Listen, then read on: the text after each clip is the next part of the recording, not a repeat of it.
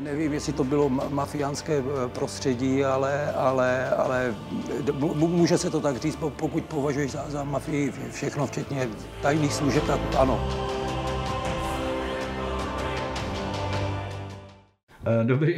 Dobrý večer lidi, já jsem dneska na návštěvě u malého Adámka, jeho tety Jolanky a babička tady není. Adámku, babička je kde? Jela nikam zase. Babička. Kam jela? Do obchodu? Ne. Babička jela do Nebo obchodu. bažičku. Na barák, že? Jo, na barák, tak jo, tak nic. Já jenom, pojď sem za tetou Jolankou blíž a děti vidět. Aspoň tak, ty to cumláš kladivo, se dívám, ale já chci říct všetci, že malýho Adámka znáte z příspěvku z mých stránek a stránek nadačního fondu Abigail Williams. Znáte ho, protože byl tam takový trochu smutný příběh a ten byl kvůli tomu, že Adámek by byl hodně nemocný. Já říkám byl, říkám to správně. Ano, je už rok. Budeme si všichni strašně přát, aby to tak zůstalo, protože nejsme žádný bulvár, ale Adámek měl rakovinu očička, že jo, pravýho, pokud se nepletu. Ale podařilo se mu se z toho dostat.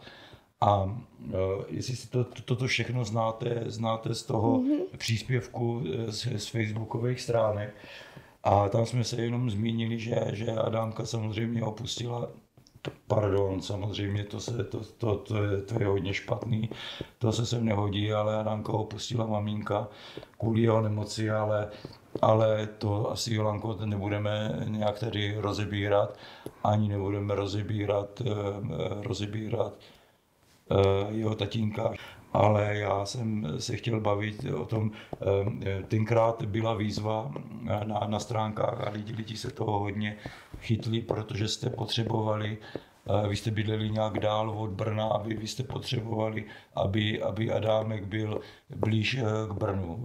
Je to tak? Ano, vlastně k nemocnici.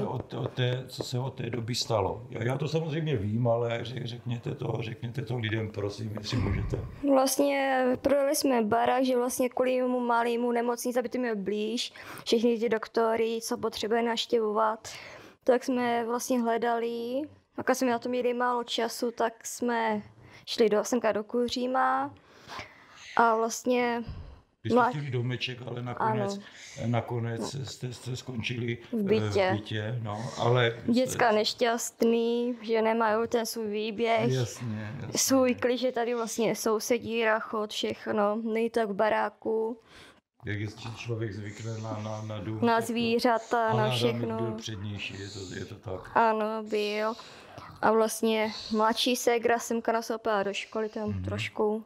Jo, řekněte to, no. Vlastně šla jsem první den, došla domů bez zhroucena, že se tam přidali, kdo co má, kdo co nemá, kdo zapadne, kdo nezapadne. Tak se zhroutila, tím pádem jsme Aroka šla zpátky do té staré školy, kam chodila do Obzence. Takže se vrátila zpátky dojíždí odsud každý den do školy. Já to jenom řeknu, že to samozřejmě, tohle, sice tady kvůli tomu teď nejsme, ale je to strašně důležitý, protože pokud se nepletu, je jí 12 roků a děti v tomto věku bohužel hodně koukají na to, co kdo má. A kdo má iPhone nebo chodí do mekáče, nebo já nevím, jak je to ten hit. Já jsem měl 11 roků před pár rokama, už tak já si to úplně nepamatuju. Přesně tak. A hlavně za mě, myslím, ani telefon nebyl. Za nás tak ještě nebyl. Ten točící asi jo, ale nebylo to tak. Ale takže teď, pokud přeskočíme dál, tak teď já jsem pochopil, že maminka vaše a babička od Adámka koupila zpátky dům. A jak to budete dělat s doktorama? Budeme dojíždět, vlastně Adoka za 2 roky vychází z základku A tím pádem pak bude škoda, že se vrátíme zpátky do Brna, ale teď momentálně... Jo, takže tak, abyste skloubili obojí dvojí, tak jste se rozhodli, že kvůli druhému dítěti vyjdete vstříc, protože dospívá, což je logický, a radši budete trpět tím, že budete dojíždět a tak dále. A to mě mrzí, že se vám nepodařilo sehnat teda ten domek tady v Brně, ale máte to komplikovaný a úplně obdivuju, co všechno děláte pro to, abyste těm dětem vyšli vstříc a Adámkovi taky. Já jsem se Adámka ptal, když jsme přišli, jestli na očičko vidí a vy jste říkala, že říká, že někdy vidí, někdy ne, že? A vlastně tady tu plynu, co tady má, tak tím vlastně vždycky, když neví, tak se šudlá, má takového pomocníka. Tak uvidíme. A je to aspoň trošičku lepší, to si šudlá, ale druhý očičko, myslím. Teď to, no. A zlepšuje se mu to pořád, nebo... Ona rakovina oka asi není žádná legrace a asi to nejde vyléčit všechno úplně hned. No, to je teda jedna věc. Asi budeme dneska tak skákat, to je trošičku, ale všechno to má nějaký smysl, má to příběh. Já jsem řekl, že jste zůstala vaše maminka, čili Adámkova babička, vy a jste zůstali pohromadě. A vzpomenete si, Jolanko, co jsem říkal na začátku, když jsme tady spolu přijeli? Co jsem říkal, kde máte vy svůj život a svýho kluka? Vím. Tady toto je naše teďko. Takže to je váš kluk, jo? No. Už 3 roky. A kolik vám je roku? 25. 25. A vlastně ve 22, když mě bylo a mu byly 3 roky, vlastně my jsme tak na stejno, tak jsme, že oslavili oba dva narozeniny v lednu a v březnu už byl onkolský pacient v roce 17. Aby mě dali narození, že? No, já úplně se nadechuju, protože jako asi těžko bychom hledali tetu, která by veškerý čas jsme trávili v nemocnici. Věnovala svému synovci, což by měla dělat jeho matka, ale já jsem říkal, že se o matce Agor před Adámkem nebudeme bavit, ale znáte to z příspěvku a určitě bude i tady pod tím videem, nebo nějak k tomu připojíme, abyste si to připomněli. A nebo to tam napíšeme, ale nechceme před Adámkem o tom mluvit. Ale to, jak už jsem řekl, strašně těžko.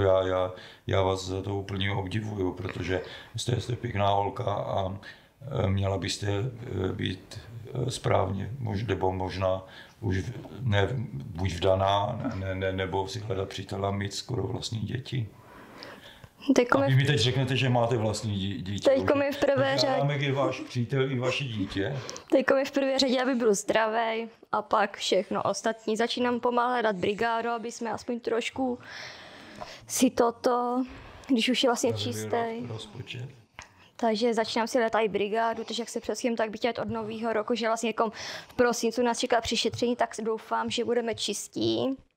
A pak od ledna už bych chtěla nějakou brigádu najít. A vlastně mamka bude s ním doma, protože vlastně ještě do školky nemůže, protože nosíme plínku. On vlastně jak měl tu rakovinu, takže prostě ještě nosí na nějaké věci plínku, takže do školky ho nevzali. I když je předškolák už, tak nejde to ještě.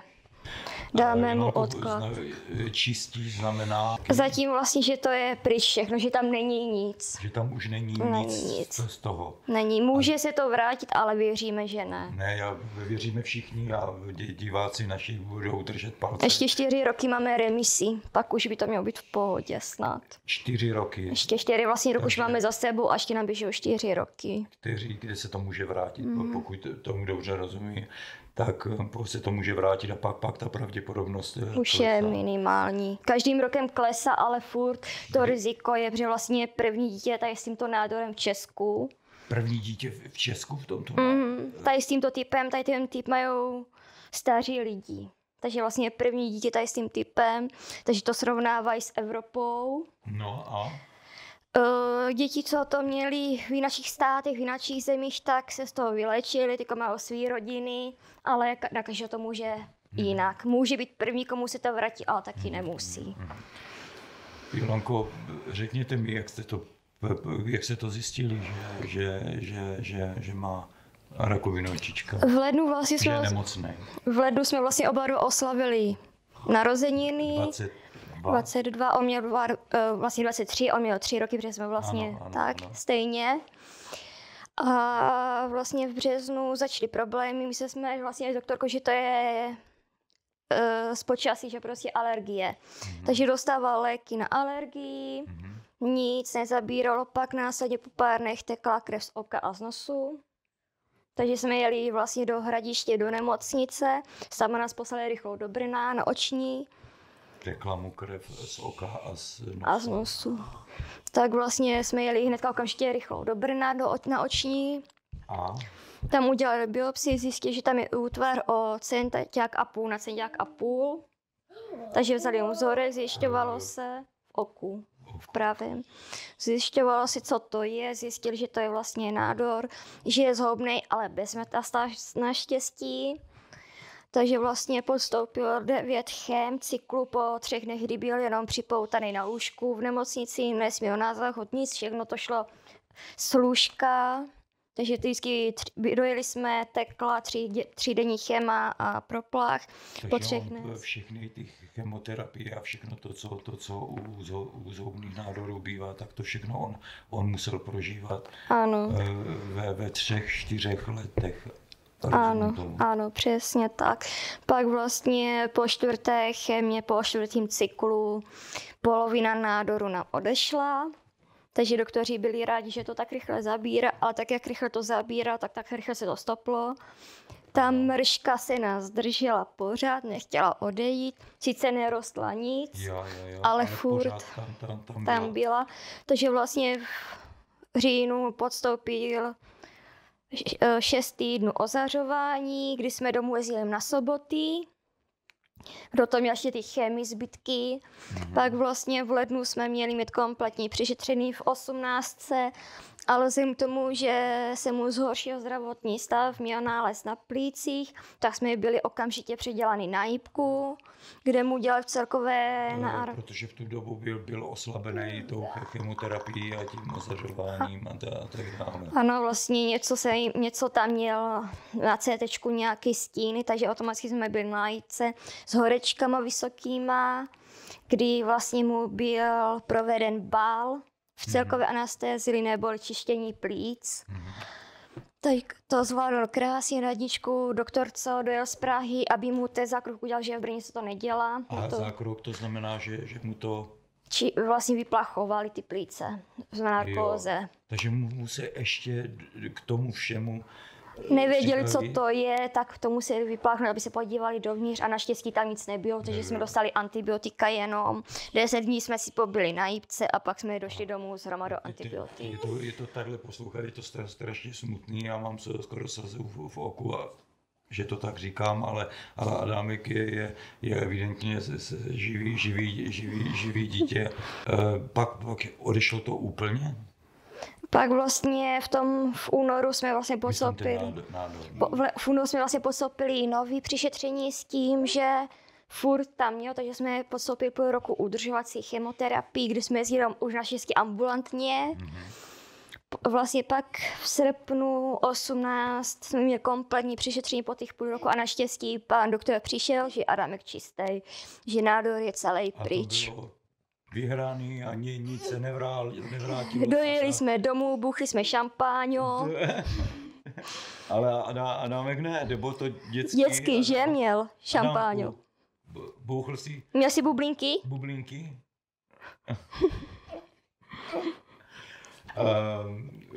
Víte, my si píšeme velice často, my píšeme si na Facebooku, vy jste na mých stránkách hodně často a díváte se a víte, že podstata toho, co já se snažím pořád dělat a říkat všem lidem a snažit se pomáhat dětem obzvláště, tak je, protože já vždycky říkám, pamatujete, z toho lpím na životě. Já to vždycky tak říkám, já to říkám, protože sám jsem nemocnej. Sice se mi hodně se mi to spravilo, hodně jsem se uzdravil a taky shodou všelijakých věcí a tak dál, ale kvůli mě tady teď nejsme. Ale já říkám, že je strašně důležité chtít žít, ať se děje, co se děje. A vy, a předpokládám, že i vaše maminka, Adamku a babička, jste prožívali strašně to, ztráceli jste někdy naději, nebo jste si říkali furt, že to má smysl, že to určitě dobře dopadne?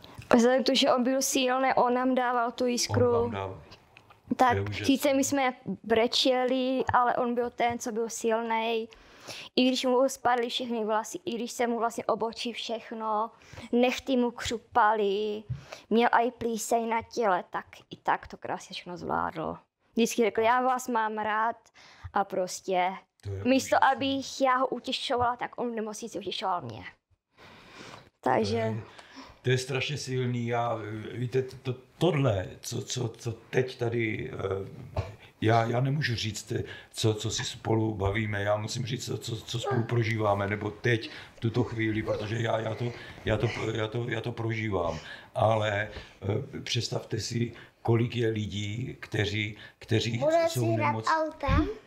Budeme, ale teďka musíme tady toto dokončit.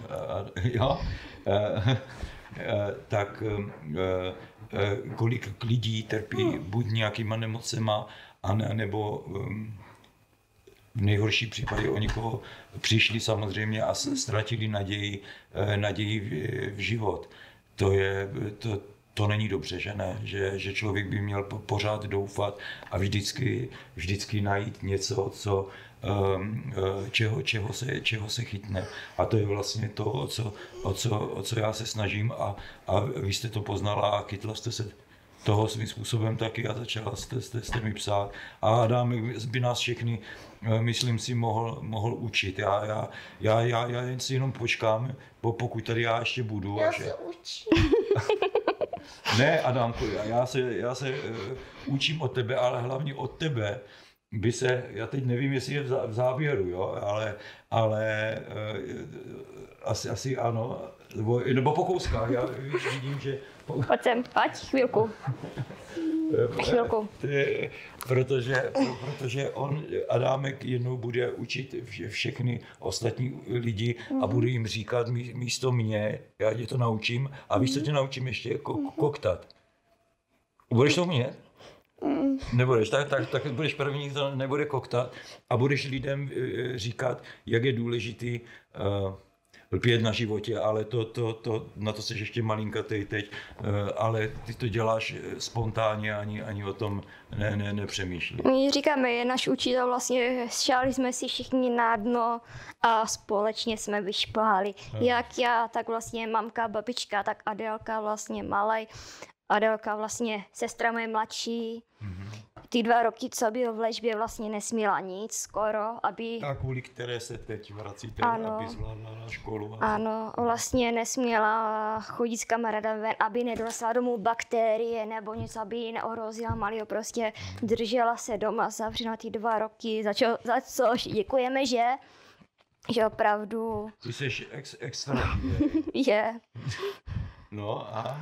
Tak vlastně teďkom je řada na nás, aby jsme jí to oplatili a vrátili se zpátky. A vy máte pocit, že jí to držíte, to je úžasný, taky to je krásný. A víte, já když vidím tady tu bolest a vidím děti, kteří a tu bolest, která se překonává a vidím ty děti, kteří bojují s nemocí, dostávají se z toho, mají tu sílu. Vy víte, co dělá nadační fond Abigail Williams, co je jeho poslání, že bojuje proti drogám a snaží se to dělat všechno kvůli dětem, kvůli jejich budoucnosti.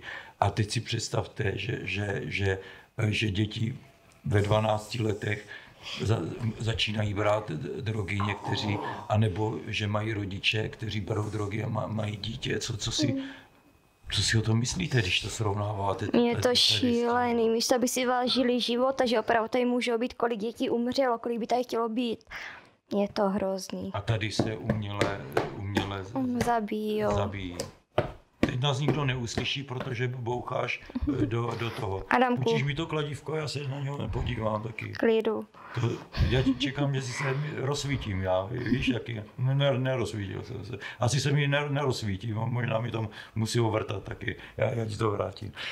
Já chci říct, že Jolanka teď, jak se komplikovaně zase vrací zpátky kvůli své sestře, která to s nimi prožívala, aby jim vycházeli vstříc, tak jak chtěli víc vstříc Adámkovi, aby byl blízko k doktorům, tak teď zase to musí kombinovat a vracet se zpátky, takže Adámkova babička, Jolanky maminka koupila domek kousek od Uherského Hradiště, asi 30 kilometrů od Uherského Hradiště. A 5 kilometrů od Kyjova to vlastně. Od Kyjova teda, takhle kousek od Kyjova a my jsme slíbili, že pomůžeme jim nějak se zařízením nějaké hypotéky, tak aby vycházeli a nějaké půjčky, aby to mohli ten domek zrekonstruovat a budeme přemýšlet ještě o tom, jestli neuděláme ještě nějakou sbírku. Je určitě spousta lidí, který vám fandí a který obdivují tady tohle, co jste všechno prožili a jste příkladem. Co si myslíte o tom, co jsem teď řekl? Bylo by to super, protože ten barák vlastně je v horším stavu, než si mamka myslela. Opravdu je tam hodně práce.